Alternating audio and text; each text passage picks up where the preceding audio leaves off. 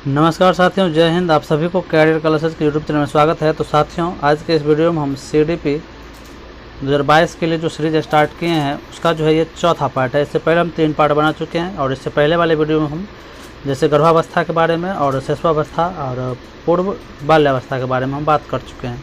आज के इस वीडियो में हम बाल्यावस्था या फिर उसका दूसरा नाम उत्तर बाल्यावस्था भी कह सकते हैं, या फिर इसको आप इसको एक और अवस्था जो नाम है इसको आप जो है इस अवस्था का दूसरा नाम मूर्त संक्रियात्मक अवस्था भी आप बोल सकते हैं। ठीक है, मूर्त संक्रियात्मक अवस्था। ठीक है, और इससे पहले जो हम पढ़ाए हैं आपको पूर्व बाल्यावस्था, उसको आप जो है पूर्व संक्रियात्मक अवस्था भी बोल सकते हैं। ठीक है, पियाजे के अनुसार। ठीक है, तो चलिए आज इसकी विशेषताओं के बारे में पढ़ेंगे। इससे सवाल जो आता है उसके बारे में हम देखेंगे। और अगर चैनल पर नए हैं तो चैनल को सब्सक्राइब कर ले। इस पर आपको सीटेट की बेहतरीन तैयारी देखने को मिलेगा।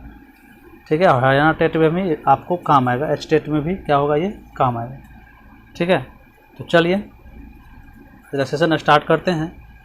तो आप देख रहे हैं कि उत्तर बाल्यावस्था या फिर इसको बाल्यावस्था भी कह सकते हैं। इसका उम्र जो है 6 से 12 वर्ष है, लेटर चाइल्डहुड। ठीक है, पहले विशेषता इसके देख रहे हैं कि शारीरिक तथा मानसिक विकास में स्थिरता आता है। जिस तरह से आप देखें, इससे पिछला अवस्था जो था शैशव काल या फिर कहिए पूर्व बाल्यावस्था में क्या था, शारीरिक और मानसिक विकास तेजी से हुआ था। तो उसी विकास क्रम में जो शारीरिक तथा मानसिक विकास इस बार बाल्यावस्था में क्या होगा, थोड़ा स्थिर हो जाएगा। ठीक है, उसमें स्थिर रुक नहीं जाएगा, लेकिन उसमें स्थिरता आएगी। ठीक है, प्रबल जिज्ञासा की प्रवृत्ति इस अवस्था में बालक जो आपको क्या कैसे क्यों करके ज़्यादा प्रश्न करेगा, यानी प्रबल जिज्ञासा की प्रवृत्ति होती है, यानी कि सृजनशीलता यानी सृजनात्मकता इसमें पाई जाती है, यानी कि कुछ नया जो है उसमें करने की चाहत होती है, कुछ नया सीखने की चाहत होती है। ठीक है, इसलिए प्रबल जिज्ञासा की प्रवृत्ति होती है। ठीक है, अगला देख लीजिए, टोली या समूह की अवस्था इसी अवस्था में होती है। टोली या समूह की अवस्था इसी अवस्था को हम कहते हैं। इस अवस्था में जो है समलैंगिक मित्र बनाता है। क्या होता है इस अवस्था में बालक, क्या होता है, समलैंगिक मित्र बनाता है या फिर समलैंगिक समूह में रहता है, यानी कि लड़का है तो लड़का के समूह में, लड़की है तो लड़की के समूह में ज़्यादा रहेगा। ठीक है, विद्यालय या स्कूली अवस्था इसको ही बोलेंगे। ठीक है, बाल्यावस्था को या फिर उत्तर बाल्यावस्था को, समझ गए। घूमने की प्रवृत्ति या फिर घूमने की प्रवृत्ति ऐसी अवस्था में होती है, और खोजी दृष्टिकोण यानी सृजनात्मक दृष्टिकोण जो है इसी अवस्था में पाया जाता है बच्चों में। ठीक है, ये सब इसकी विशेषता है, आपको डायरेक्ट पूछ सकता है। संग्रहण की प्रवृत्ति यानी नए नए चीज़ों को रखने की प्रवृत्ति, यानी कि पत्थर को, नए नए पत्थर को रखना, चुंबक रखना, मयूर रखना, ये सब क्या है, संग्रहण की प्रवृत्ति इसी अवस्था में पाई जाती है। और स्कूल से भागने की प्रवृत्ति भी इसी अवस्था में पाया जाता है। स्कूल से भागने की प्रवृत्ति इसी अवस्था में पाया जाता है। ठीक है, अब है प्रतिस्पर्धा की भावना, यानी कि कंपटीशन की भावना जो है इसी अवस्था में रहता है। मिथ्या परिपक्वता की अवस्था, मिथ्या परिपक्वता की अवस्था जो है इसी अवस्था को बोला गया है। ठीक है, मिथ्या परिपक्वता की अवस्था जो बोले हैं इसको कहने वाले थे रॉस जो है ये बाल्यावस्था को जो है मिथ्या परिपक्वता की अवस्था बोले हैं। ठीक है, गंदी अवस्था भी इसी को बोलेंगे हम। इसमें बच्चा क्या करता है, खेल कूद करके अपना सारा कपड़ा जो है खराब किया रहता है, गंदा किया रहता है, इसलिए गंदी अवस्था इसको बोलते हैं। ठीक है, अगला देख लीजिए, मूर्त अवधारणा के बारे में समझने लगता है, यानी मूर्त चीज़ के बारे में मूर्त रूप से वो सीखने लगता है।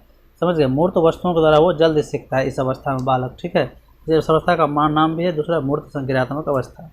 नैतिकता बोध यानी क्या सही है और क्या गलत है, इस अवस्था में बच्चा अब धीरे धीरे समझने लगता है। ठीक है, इससे पहले वाला अवस्था में नैतिकता का अभाव था, लेकिन अब वो नैतिकता के बारे में भी समझने लगा है कि क्या गलत है, ये करने से हमें दंड मिलेगा या फिर ये करने से हमें अच्छा बोलेगा लोग, तो ये समझने लगता है। ठीक है, ग्रहण शक्ति बहुत तेज होती है, यानी ग्रहण शक्ति यानी कि वो सीखने की शक्ति जो है बहुत ही तेज होती है। ठीक है, अगला देख लीजिए इसमें, चलिए बाल्यावस्था की जो है या फिर आप कहिए पूर्व बाल्यावस्था उत्तर बाल्यावस्था की जो है अवस्था विशेषताओं के बारे में हम बात कर लिए। इसमें से जो भी है आपके लिए इम्पोर्टेंट है, आप सभी को क्या करें, लिख लें। इस तरह से आपको कहीं पर भी नहीं मिलेगा नोट्स।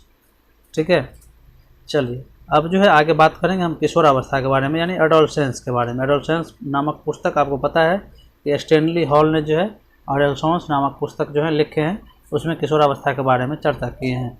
किशोरावस्था का उम्र जो है 12 से 18 वर्ष है। ठीक है, इंग्लिश में नाम है एडोलसेंस, जो एडोलशिएट शब्द से निकला, मिल के बना है। ठीक है, चलिए यहाँ पर जो है इसकी विशेषता देखते हैं। इससे क्वेश्चन जो आता है यहाँ से आता है, इस अवस्था को हम अत्यंत जटिल अवस्था भी बोलते हैं। क्या, अत्यंत जटिल अवस्था। इस अवस्था में बच्चा जो है द्वंद्व में पड़ा रहता है, क्या करें क्या नहीं करें। समायोजन भी इस अवस्था में जो है बहुत ही कठिन होता है, विभिन्न परिस्थिति में जाता है, विभिन्न दोस्तों से मिलता है, अलग अलग दोस्तों से, अलग अलग टीचर से मिलता है, तो क्या होता है स्कूल से कॉलेज मतलब क्या करता है हाई स्कूल में जाता है, तो इससे क्या होता है उसमें अब जो है अत्यंत जटिल अवस्था, समायोजन में क्या होता है थोड़ा सा मुश्किल होता है, इसीलिए इसको अत्यंत जटिल अवस्था बोला गया है। ठीक है, शारीरिक एवं मानसिक विकास क्या होता है पूर्ण हो जाता है। ठीक है, शारीरिक एवं मानसिक विकास पूर्ण है, लड़का और लड़की क्या होता है बुद्धि का पूर्ण विकास इसमें हो जाता है। ठीक है, दुश्चिंता एवं स्वयं से सरोकार का भाव, यानी दुश्चिंता में यानी टेंशन में रहता है कि क्या करें क्या नहीं करें, और स्वयं से सरोकार यानी कि हम क्या करें जिससे हम क्या सफल हों, इस चीज़ के बारे में वो ज़्यादा सोचते रहता है। ठीक है, यानी कल्पनाशील ज़्यादा रहता है, कल्पनाशीलता की आयु भी इसी को बोलते हैं। ठीक है, आगे देख लीजिए घनिष्ठ मित्रता की प्रवृत्ति, इस अवस्था में जो मित्र होगा वो बहुत ही घनिष्ठ होगा, वो जीवन भर के लिए याद रहेगा उसको कि ये हमारा मित्र है, और इस अवस्था में लोग बालक उसी को मित्र बनाता है जो उससे क्या होता है एकदम घनिष्ठ, मतलब क्या हो उसके बातों को समझे, उससे हमेशा क्या करे बात करें, तो ऐसी मित्रता वो धोखा ना दे, ऐसी मित्रता वो नहीं करता है, एकदम घनिष्ठ मित्रता वो करता है जो उसको साथ दे, उसकी बातों को सुने, जहाँ से वो अपनी बातों को शेयर कर सके जिससे। ठीक है, स्मरण शक्ति तेज होना, इस अवस्था में भी स्मरण शक्ति में क्या होता है तेज आता है। ठीक है, वो किसी भी चीज़ को जल्दी सीखता है। आंधी तूफान का काल इसी अवस्था को बोलते हैं। ठीक है, आंधी तूफान का काल, क्योंकि शारीरिक और मानसिक विकास में एक बार तेजी फिर आता है इस अवस्था में। ठीक है, 12 से 14 वर्ष की आयु में लड़कियों का जो विकास होता है वो लड़कों से ज़्यादा होता है। ठीक है, और फिर 14 से लेकर के 18 तक में जो है लड़कों का विकास जो है लड़कियों से ज़्यादा होता है, इसलिए लड़की लगता रहता है जल्दी मैच्योर हो गई है। ठीक है, इस अवस्था में लड़कियों में क्या होता है जो भी बाह्य अंग होता है, बाह्य जो भी चीज़ बाह्य होता है, जैसे शरीर मतलब जो बाल उल होता है और जो बाहरी चीज़ होता है वो सब क्या होता है मतलब दिखने लगता है। ठीक है, उसके आवाज़ में जो है थोड़ा सा परिवर्तन आ जाता है, यानी कि अब वो लड़की की तरह दिखने लगता है। ठीक है, और लड़का में भी क्या होता है आवाज़ जो है भारी हो जाता है, उसका भी जो है जो भी बाहरी अंग होता है वो उस चीज़ का जो अच्छा से विकास हो जाता है। ठीक है, चलिए अगला देखते हैं एज ऑफ ब्यूटी, इसी अवस्था को बोलते हैं। तो नशा एवं अपराध के प्रति उन्मुखता जो है इसी अवस्था में होती है, नशा के प्रति जो है बालक ज़्यादा जो है इस अवस्था में उस तरफ बढ़ता है। ठीक है, इसलिए उन्मुखता मतलब उस ओर बढ़ना, नशा के प्रति और अपराध के प्रति इसी अवस्था में बढ़ता है। ठीक है, एज ऑफ ब्यूटी, इसी अवस्था को आईना देखना इसी अवस्था में ज़्यादा करता है। एज ऑफ ब्यूटी यानी अपनी सुंदरता को लेकर के ज़्यादा परेशान रहता है। ठीक है, कि हम किसी न किसी तरह से दूसरे से सुंदर दिखे। ठीक है, चलिए अमूर्त चिंतन की अवस्था, ऐसी अवस्था को बोलते हैं बच्चा अब जो अमूर्त चिंतन करने लगता है, यानी उसके सामने वो वस्तु नहीं है फिर भी उसके बारे में सोचना इसी अवस्था में करता है। एक चीज़ यहाँ समझे, नशा एवं अपराध के प्रति उन्मुखता जो है, यानी कि इस अवस्था में क्या होता है आप देख रहे होंगे कि जिस तरह से अपराधी जो होता है, जिस तरह से आतंकवादी होता है, उसको इसी अवस्था में मोटिवेट किया जाता है। ठीक है, उसका जो माइंड वॉश किया जाता है इसी अवस्था में किया जाता है। ठीक है, 12 से लेकर के 18, 20, 22 तक में क्या किया जाता है उसका माइंड वॉश किया जाता है। ठीक है, चलिए जीवन का स्वर्ण काल, इस अवस्था को क्या बोलते हैं जीवन का स्वर्णिम काल भी बोलते हैं, बसंत काल भी इसको बोलते हैं। ठीक है, जीवन का स्वर्ण काल इसी अवस्था को बोलते हैं। अमूर्त चिंतन की अवस्था, यानी कि बच्चा जो है, यानी कि समझिए अगर नक्शा ताजमहल के बारे में हम बालक को पढ़ाना है, ताजमहल के बारे में, तो अब उसके सामने में ताजमहल नहीं है फिर भी वो उस चीज़ का जो है चित्र अपने दिमाग में बना लेगा और उसके बारे में वो पढ़ेगा। ठीक है, थ्योरेटिकल चीज़ जो है, जितना भी मैथ का थ्योरेटिकल चीज़ है इसी अवस्था में बालक सीखता है ज़्यादातर। ठीक है, और इससे पहले वाला अवस्था बाल्यावस्था में क्या करता था, मूर्त रूप से सीखता था, उसको तब हम सिखा सकते हैं जब उसके सामने वो चीज़ रहेगा तब जल्दी सीखेगा। इससे पहले अवस्था में यानी कि उत्तर बाल्यावस्था में या फिर बाल्यावस्था कहिए।